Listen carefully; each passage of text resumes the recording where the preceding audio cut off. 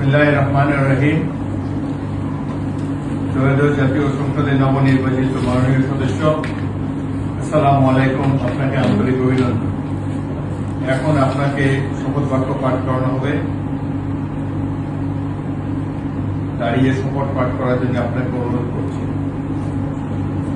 আমি সংসদ সদস্য নির্বাচিত হইয়া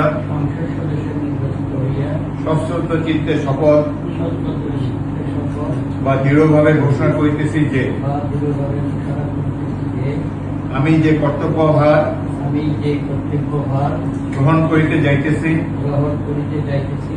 তাহা আইন অনুযায়ী ও বিশ্বস্ততার সহিত পালন করিব। আমি বাংলাদেশের প্রতি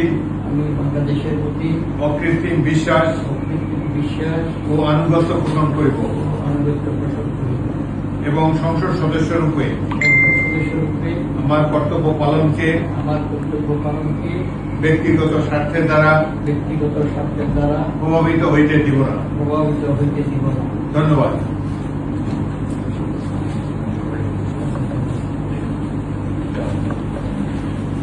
আপনাকে পরীক্ষা যেতে হবে।